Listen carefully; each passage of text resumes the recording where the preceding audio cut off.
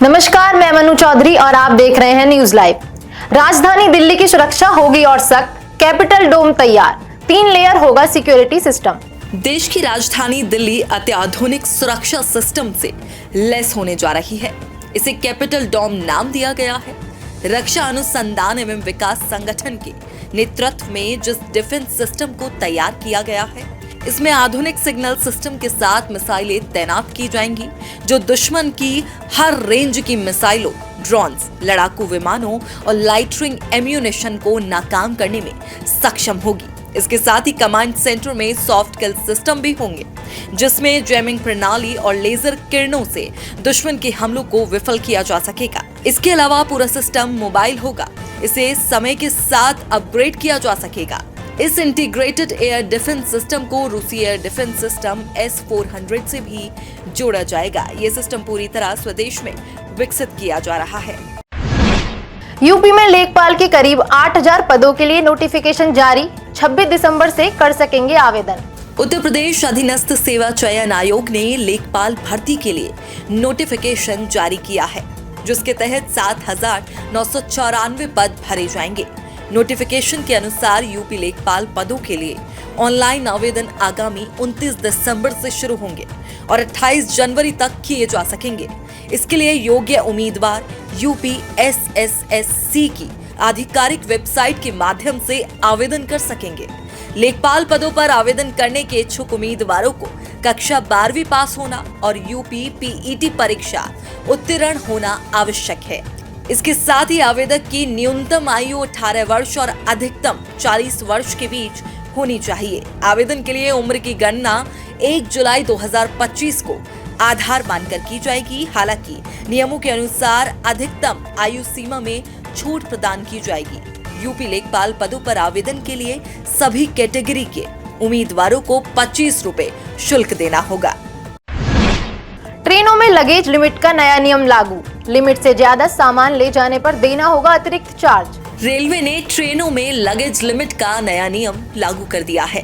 Railway ने कहा कि ट्रेन में तय सीमा से अधिक सामान ले जाने पर यात्रियों को अतिरिक्त शुल्क देना होगा। रेल मंत्री अश्विनी वैष्णव के अनुसार यात्रियों के लिए पहले से ही क्लास के अनुसार फ्री बैगेज अलाउंस तय है और उससे ज्यादा सामान ले जाने पर सरचार्ज देना पड़ता है।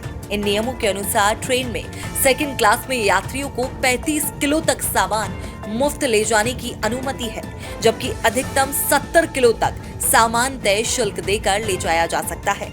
वहीं स्लीपर क्लास के यात्रियों के लिए 40 किलो तक सामान फ्री है और 80 किलो तक ले जाने पर अतिरिक्त चार्ज देना होगा।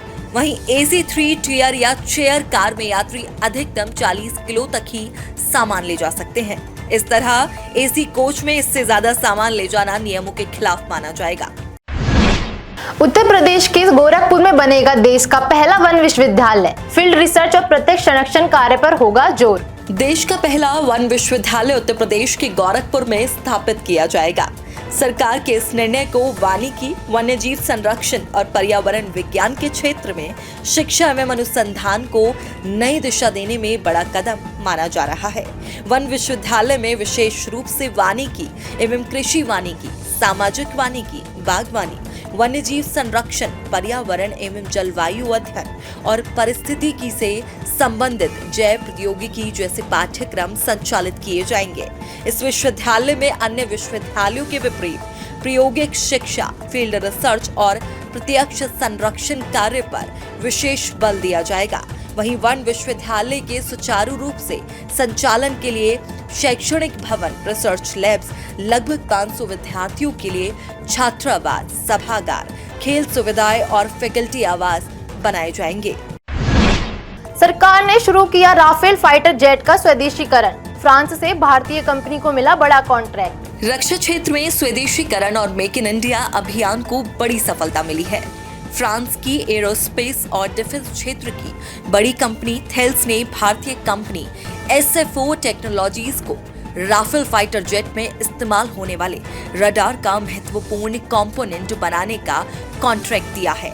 इसके तहत राफेल के लिए तकनीकी रूप से जटिल वायर्स स्ट्रक्चर को भारत में बनाया जाएगा।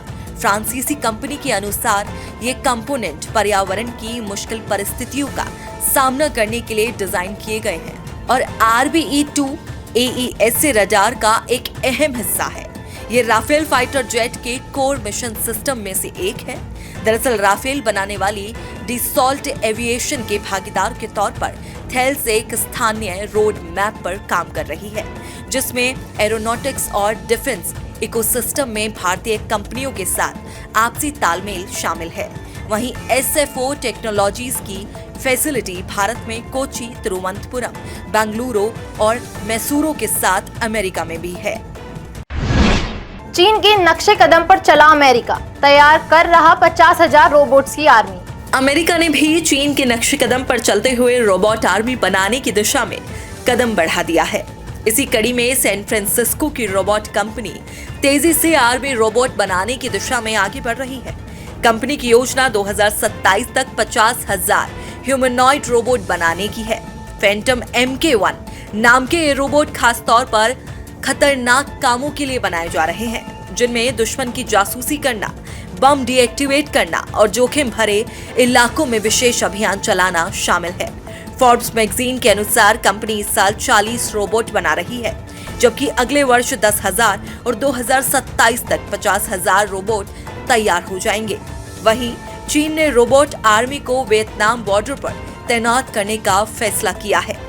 इसके लिए चीन की एक कंपनी खास तौर से रोबोट तैयार कर रही है। बॉलीवुड एक्ट्रेस माधुरी दीक्षित ने प्रॉपर्टी से कमाया डबल मुनाफा, मुंबई के पोस्ट जुहू इलाके का अपार्टमेंट बेचा। बॉलीवुड एक्ट्रेस माधुरी दीक्षित ने मुंबई के पोस्ट जुहू इलाके में स्थित अपने फ्लैट बेचकर करीब दोगुना मुनाफा कमाया है।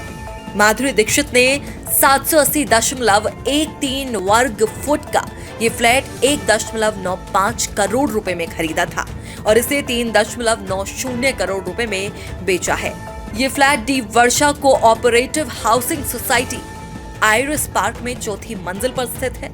ये फ्लैट एक महिला ने खरीदा है और इसका रजिस्ट्रेशन बीते 15 दिसंबर को किया गया है। इससे पहले माधुरी दीक्षित ने मुंबई के लोअर परेल इलाके में 48 करोड़ रुपए का अपार्टमेंट खरीदा था। दरअसल मुंबई का जुहू इलाका बॉलीवुड सितारों का पसंदीदा ठिकाना रहा है। यहाँ अमिताभ बच्चन के 3 बंगले हैं, जिनमें जलसा सबसे प्रसिद्ध है। इसके अलावा बिग बी का प्रतीक्षा और जनक नाम का बंगला भी इस इलाके में है। इसके साथ ही अजय देवगन और काजोल का शिव शक्ति नाम का भव्य बंगला, अक्षय कुमार का शानदार डुप्लेक्स और ऋतिक रोशन का कई फ्लोर का अपार्टमेंट भी जुहू में ही है। आज के लिए बस इतना ही। कल फिर मिलेंगे देश दुनिया की नई जानकारियों के साथ। तब तक के लिए देखते रहिए, सब्सक्राइब करिए IIMT मीडिया।